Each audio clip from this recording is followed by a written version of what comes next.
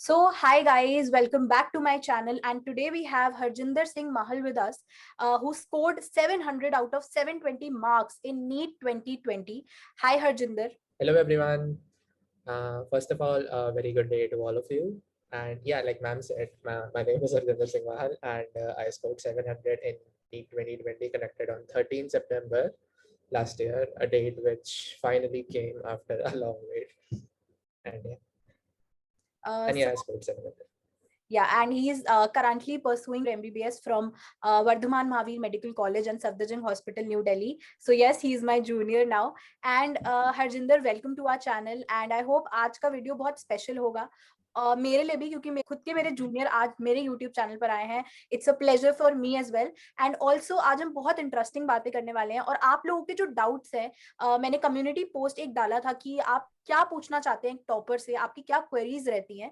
तो वो वाला भी सेक्शन हम लोग आज एड्रेस करेंगे इस वीडियो के एंड में. जो आपने क्वेश्चंस पूछे हैं वो मैं हरजिंदर से पूछने वाली हूँ and he will be answering them. So stay tuned, video को लास्ट तक देखना.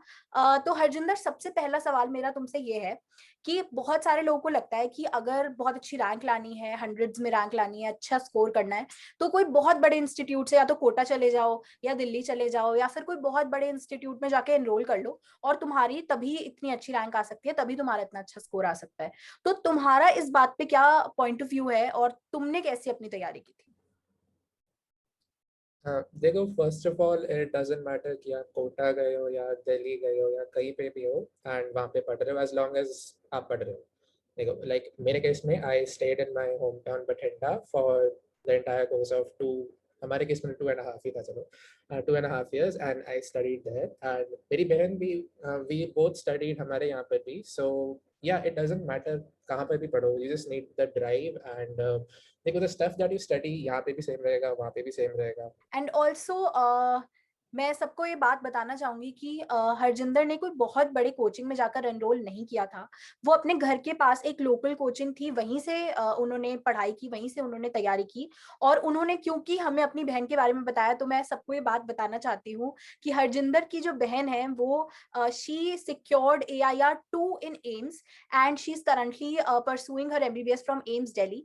सो हरजिंदर, मेरा सवाल तुमसे ये है कि वो तुम्हारे सामने वाले कॉलेज में है, एम्स दिल्ली में पढ़ रही हैं, और जब तुम अपनी प्रिपरेशन भी कर रहे थे तो तुम्हारे ऊपर उस बात का कितना प्रेशर था? क्योंकि होता ही है कि यार, मेरी बहन तो इतनी AIR 2 लेकर आई है, नीट में भी उसकी AIR 10 है, तो अब मेरे ऊपर भी वो है थोड़ा कि एक्सपेक्टेशंस है और मुझे भी वो एक्सपेक्टेशंस फुलफिल करनी है. तो तुम्हारे ऊपर उस बात का कितना प्रेशर था? मेरी बहन के ऊपर ऑन द स्पॉट लाइट चली जाती है. देखो, मेरी सिस्टर, देखो थोड़ा बहुत तो प्रेशर था स्टार्टिंग से ही हमारा. तो like we had that kind of competition की दीदी मेरे से 2 साल बड़ी थी, right. And ever since I think 9th या 10th ग्रेड हमारा कंपटीशन था कि मेरे इसमें इतने मार्क्स आए थे, तू इसमें कितने लेके आएगा. एंड ठीक है, सो हमारा we had a very competitive family, ठीक है. एंड या फॉर 2 साल था मेरे पे कि दीदी एम्स में है, सो मैं भी होऊंगा. बट देखो, I was a very confident kid जब मैं क्लासेस में था, ठीक है. All the time, even though उसकी AIR 2 थी, आई ऑलवेज थॉट कि मेरा दिमाग ज़्यादा है, मेरे ज़्यादा मार्क्स आएंगे. सो ठीक है, I was proven wrong, but इतना I didn't let that get to me कि मेरी सिस्टर वहाँ पे है. Plus I saw how she was enjoying in AIIMS, so that was a huge motivation. Yeah that definitely would be, क्योंकि बहुत सारे aspirants हैं जो एम्स की लाइफ को सोच सोच के और एम्स की लाइफ से बहुत ज्यादा मोटिवेट होते हैं. तो अब तुम्हें कैसा लगता है कि मतलब मेरी बहन तो सामने वाले कॉलेज में है, एम्स दिल्ली में, और मैं VMMC पे हूँ, क्या तुम्हें इस बात का सच में गिल्ट है या फिर अब तुम्हें लगता है कि नहीं? मतलब क्या तुम्हारा पॉइंट ऑफ व्यू है इस पे? देखो, मैं रैशनलाइज तो कर सकता हूँ कि फायदा ही है डिफरेंट कॉलेज में होने का, बिकॉज दीदी की इन्फ्लुएंस थोड़ी तो कम हुई फाइनली. बट ठीक है, एनीवे. बट ठीक है, या सामने, ऑल्दो हम आमने सामने हैं, हम काफी कम मिलते हैं. एंड मोस्टली वो बस मुझसे अपने एरेंड्स रन करवाती है कि ये लेके आ, वो लेके आ, एंड स्टफ लाइक दैट. उनसे नहीं मैं बचा अभी तक. तो हरजिंदर, जब तुमने प्रिपेयर किया तो बहुत, मतलब जब लास्ट ईयर नीट हुआ था तो उससे पहले बहुत बार नीट पोस्टपोन हुआ, अनसर्टेनिटी थी कि कब होगा. पहले डिसाइड हुई डेट, फिर दोबारा पोस्टपोन हुआ।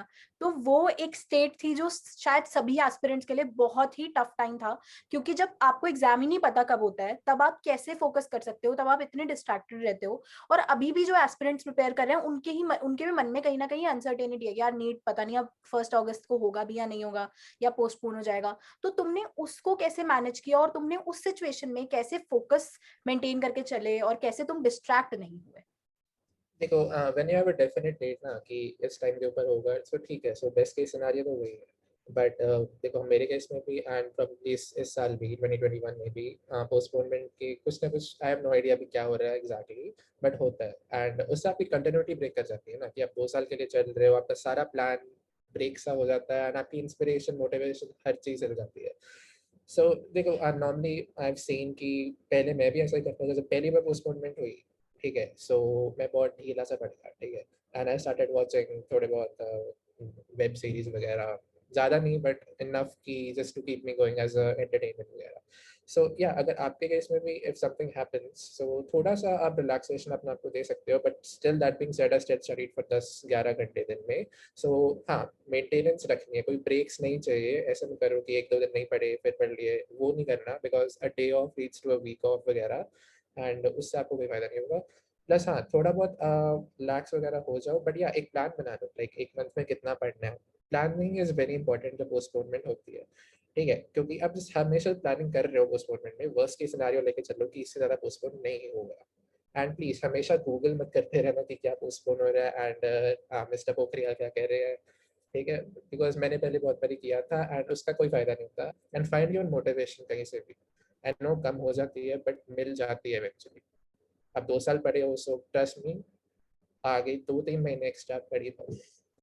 सो हरजिंदर, तुमने अभी मोटिवेशन की बात की, तो इससे मैं तुमसे ये सवाल पूछना चाहती हूँ कि तुम्हारी क्या मोटिवेशन थी? क्योंकि बहुत सारे लोग ये जानना चाहते हैं कि हम लोग कभी कभी डिस्ट्रैक्ट हो जाते हैं, या हम लोग के कभी मार्क्स कम आ गए तो हम डीमोटिवेट हो गए, तो व्हाट मोटिवेटेड यू? मेरे केस में माय फैमिली, देखो मैं both of my parents are doctors, and in continuation with the lineage में भी एमबीबीएस कर रहा हूँ। एंड मेरे ग्रैंडफादर ही was also a doctor, like we come from family of doctors, हमारे दूर दूर तक सभी डॉक्टर्स हैं। एंड ठीक है, दैट हेल्प्स यू, इंस्पिरेशन मिलती है कि काफ़ी बड़े डॉक्टर्स हैं, क्लोज रिलेटिव्स काफ़ी, that is one way of getting an inspiration, ठीक है। And another thing is inspiration, like हमेशा ये नहीं ना सोच सकते कि you have to get your mind off भी, कई बार you have to listen to something else। like मेरे केस में my family was an inspiration, my sister was an inspiration, and in another case I watched a show called House MD, उससे मैं mention कर रहा हूँ, and I watched it during lockdown जब postponement हुई थी ना, then I started, तो मैंने पहले किया हुआ था but I continued it, and उससे बहुत बड़ी मोटिवेशन मिलती है। एंड आपके केस में भी मोटिवेशन कुछ भी हो सकती है, you don't need a doctor, एक डॉक्टर से मोटिवेटेड नहीं होना चाहिए, किसी भी आदमी से मोटिवेट हो सकते हो जिसका वर्क शेड्यूल एंड सब कुछ बहुत अच्छा है। आपको यही चाहिए, जस्ट नॉट नेसेसरीली डॉक्टर चाहिए आपको मोटिवेट होने के लिए, anyone can help you motivate yourself, आपके ऊपर ही डिपेंड करता है, you have to find your own motivation. Okay, so मैंने एक कम्युनिटी पोस्ट डाला था, और उसमें बहुत सारे लोगों ने कमेंट किया कि वो आपसे कुछ सवाल पूछना चाहते हैं। तो श्रुति ने एक क्वेश्चन पूछा है जो आई थिंक बहुत सारे एस्पिरेंट्स के मन में होगा, कि she is unable to solve questions, physics के questions, in a limited time. For example, for solving around 40 to 50 questions, more than 2 hour time is gone. So how did you solve questions? How did you manage to solve questions in a limited set of time, and how did you practice doing that? Okay, so physics एक ऐसा subject है where it will take you time, starting से भी, during practice भी आपको time लगेगा, concept याद करने में भी टाइम पीरियड लगेगा, एंड ट्रस्ट मी एग्जाम में भी in most cases maximum time आपको फिजिक्स में लगेगा। एंड देखो, if you solve it in 2 hours, आपको इवेंचुअली कहाँ तक पहुँचना is I guess 1 hour 15 minutes और 1 hour 1.5 hour, ठीक है। You have to be quick, but to a limit ही क्विक होना है आपको, you don't need to solve की 40-50 क्वेश्चन करने हैं इन 40-50 मिनट, ठीक है। And second of all, it also depends कि कौन से क्वेश्चंस कर रहे हैं। ओके, सो जो आपके सर्टेन चैप्टर्स है, लाइक या rotational motion and waves, and sometimes a couple of +2 के chapters, I think electrostatics वगैरह, magnetism, उसके questions sometime take time, अगर कोई concept related question आ जाए, that takes time, you have to know that, ठीक है।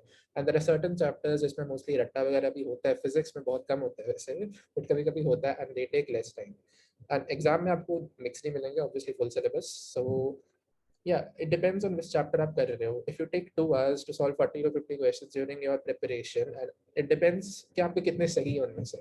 It doesn't depend कि कितना टाइम लगा, but कितने सही है आपके. And कैसे आप कर रहे हो. आपका एक तरीका होना चाहिए solve करने का. ऐसे one way you can solve them is starting से सर्वी करो, थोड़े से छोड़ दो. Whenever you're unsure, you stop it, and then you know, दूसरी बार revise करो, then you do it. So that is what you have to do when you practice. Just don't worry about कितना time लगेगा. वो time हमेशा कम होता रहेगा. Okay, so another question. What tricks do you use to remember? When you were preparing, did you finish everything by writing or reading? How do you manage your time? So this is asked by Zeel Parmar, and I think she or he wants to ask कि मतलब याद कैसे करते थे, tricks क्या थी. तो I think इसका तो आंसर बहुत ही सिंपल है कि रिवीजन करना ही पड़ता है. आप ऐसा कुछ है नहीं, कोई ऐसे कोई मेडिसिन नहीं है कि आपको कोई दे देगा और खा लो और याद रहेगा हमेशा. I think revision is the key. Harjinder, तुम इस पे क्या कहना चाहोगे? Yes, like ma'am said, revision ही है. जितनी बार करोगे उतना आपको ज़्यादा याद रहेगा. कैसे करोगे, कितना स्लोली करोगे, इट ऑल डिपेंड्स आप कैसे रिवाइज कर रहे हो. ठीक है, देयर आर सर्टेन टॉपिक्स, जैसे आपकी इनऑर्गेनिक केमिस्ट्री है. जैसे अब आप मॉक टेस्ट करोगे ना, मॉक टेस्ट के आगे लाइक मेरा शेड्यूल था. देयर आर सर्टेन टॉपिक्स जो मैं ऑलमोस्ट हर एक मॉक टेस्ट के पहले करता था, like plant kingdom and I think biological classification के एग्जांपल्स एंड इनऑर्गेनिक केमिस्ट्री. ठीक है, ये चीज़ें हैं that you tend to forget, and a couple of physics के formula that are said which are fundamental to solving questions. अब हर एक mock test से पहले याद कर लो. just 1 or 2 hours भी लगेंगे. जल्दी स्टार्टिंग में टाइम लगेगा, जैसे और mock test हो गया आपका टाइम कम होता रहेगा, बट वो हमेशा याद करो. एंड ट्रस्ट में बहुत स्कोरिंग होती है, बट आप there is no workaround. ठीक है, उन क्वेश्चंस के वो आपको याद करने ही पड़ते हैं. उसके अलावा मेक अ शेड्यूल. लाइक जब हम मॉक टेस्ट वगैरह कुछ भी देते हो, तो पता लग जाता है आपको कि कौन सा टॉपिक आपका वीक रह रहा है, जो याद नहीं लग रहा. वो रिवाइज करते रहो इवेंचुअली. हाँ, another way in which I remembered is I made lists and I pasted them on my wall. ठीक है, and हमेशा जब मैं एग्जाम देता था उससे पहले मैं वॉल देखता था, and then I turned away. ठीक है, ऐसे नहीं कि मैं दीवार की तरफ देख के टेस्ट. ठीक है, and then I solved those tests. वैसे भी याद कर सकते हो, and you can make a separate notebook with all that. आपका खुद का तरीका है. just try around with a couple of तरीके यूज कर लो and आपको मिल जाएगा अपना. but revision ही है, a different form of revision, वो आप पे डिपेंड करता है. आई थिंक मैं भी यही चीज फॉलो करती थी कि मैं भी अपने वॉल्स पे इधर उधर सब जगह लगा लिया था. मैंने इनफैक्ट अपने वॉशरूम में जो मिरर है, ब्रश करते हैं, वहां लगा लिया था.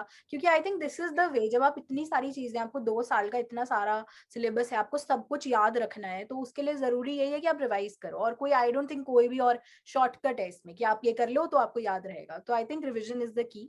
एंड एक और यही सवाल इससे रिलेटेड ही किसी और ने भी पूछा है कि how do they revise whole syllabus before a major test. मतलब कोई भी मॉक टेस्ट अगर तुम देते हो, this is asked by Abhiraj Tiwari, कि जैसे कोई भी मॉक टेस्ट देना है या फुल सिलेबस कोई भी टेस्ट देना है, तो उससे पहले क्या सारा सिलेबस हमें रिवाइज करना चाहिए, या हम कोई भी फुल सिलेबस टेस्ट देने से पहले क्या क्या पढ़ें? तो बेसिकली ये, इस पे तुम क्या कहोगे?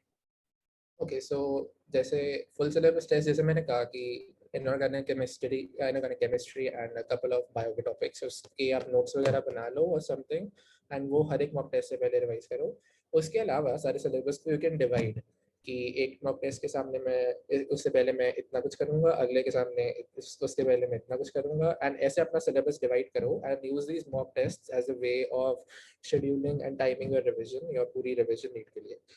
एंड उसके अलावा या एक तो फिजिक्स है. Physics and chemistry have certain topics जिसे हम कॉन्सेप्ट्स कहते हैं. ठीक है, इनिशियली हमें समझ में नहीं आता कि कॉन्सेप्ट होता है क्या है, बट इवेंचुअली एंड तक पता लग जाता है. कॉन्सेप्ट इज जस्ट अ वे कि आप क्वेश्चन सॉल्व कैसे करोगे, थ्योरी वाले क्वेश्चन कैसे सॉल्व करोगे, जो बेसिक अंडरस्टैंडिंग है वो अपनी पहले बना लो. बिकॉज जब रिविजन करोगे एंडिंग में, उस टाइम अपने कॉन्सेप्ट्स बनाने में टाइम वेस्ट मत करो. एंड अगर आपका एक दो रह जाता है कॉन्सेप्ट्स, वो ठीक है, बट सारे कॉन्सेप्ट्स मत रहने दो. एंड फिजिक्स केमिस्ट्री पहले से ही स्ट्रॉन्ग रखो.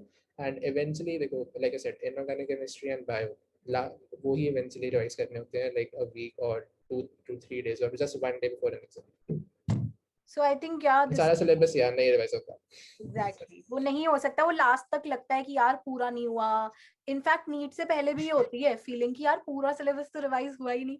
वो ग्रेजुअली तुम जितने टेस्ट दोगे, तुम उससे पहले कुछ ना कुछ चीज जो तुम्हारी गलत है, वीक है, वही बार बार रिवाइज करोगे. और अगर तुमने 2 साल में आई थिंक पूरे कॉन्सेप्ट तुम बनाते हुए आए हो, 2 साल तुम पढ़ते हुए आए हो, तो लास्ट में जरूरी नहीं है कि तुम सब कुछ रिवाइज करो.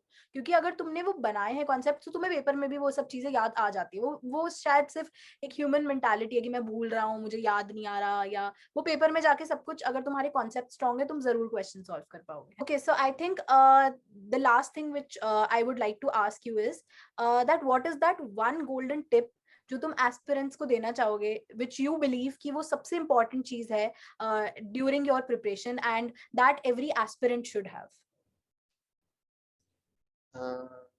I'd say patience most important, the thing which आप सबको रखनी चाहिए, because कई बार हम सब सोचते हैं कि somebody is just more gifted than us, he's smarter than us and stuff. वो कुछ नहीं होता, because most of the cases it's just that वो ज़्यादा तुमसे पढ़ता है, ठीक है.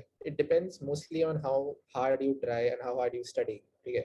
Because NEET and all these competitive examinations, you have to approach them as, you know, they're like it's a marathon and not a sprint, ठीक है. आप एक रात में हर चीज नहीं कर सकते, एंड आपको पता होना चाहिए. इफ यू डोंट अंडरस्टैंड कोई टॉपिक या कॉन्सेप्ट, दोबारा दोबारा करोगे, स्लोली करोगे, एंड ट्रस्ट में आपको पता लग जाएगा, इनफ लग जाएगा कि आप उसके क्वेश्चन सॉल्व कर सको. डोंट थिंक जैसे महल ने बोला कि आप बस जल्दी से सारी चीजें कंप्लीट कर लो, फटाफट से सिलेबस कंप्लीट कर लो, that is not what gets you a very good rank. अगर आपको बहुत अच्छी रैंक लानी है, अगर आपको बहुत अच्छा स्कोर लाना है, तो चाहे आपके कम भी नंबर आ रहे हैं, आपको रुकना नहीं है वहां पे. आपको डीमोटिवेट इतना नहीं होना कि तुम आगे टेस्ट ही देना बंद कर दो. तो तुम्हें वो पेशेंस अपने अंदर, तुम्हारे अंदर होनी चाहिए. तुम कंसिस्टेंटली मेहनत करो, जैसे मैं हमेशा बोलती हूँ, वैसे ही महल ने आज बोला. और इनफैक्ट तुम कितने भी टॉपर से मिल लो, कोई भी ऐसा नहीं होगा जो तुम्हें ये कह दे कि हम कंसिस्टेंट नहीं थे, या हम रोज, मतलब रादर दैन कि तुम हफ्ते में एक बार 12 घंटे 24 घंटे पढ़ो, रोज तुम उसको 6-6 घंटे में डिवाइड करो, रोज कंसिस्टेंटली तुम पढ़ रहे हो, अप टू डेट रह रहे हो जो टीचर्स पढ़ा रहे हैं. आई थिंक उससे बड़ा सीक्रेट नीट में सक्सेस के लिए हो ही नहीं सकता कि तुम रेगुलर कितने हो. I think that is the most important thing. So I hope आपको ये वीडियो सबको बहुत पसंद आई हो. और भी कुछ क्वेश्चंस है तो आप पूछ सकते हो. और हरजिंदर को मैं ऐसे ही अपने चैनल पे और कुछ वीडियोस के लिए भी बुला लूंगी. आप लोग अपने क्वेश्चंस कमेंट सेक्शन में मुझसे पूछ सकते हो.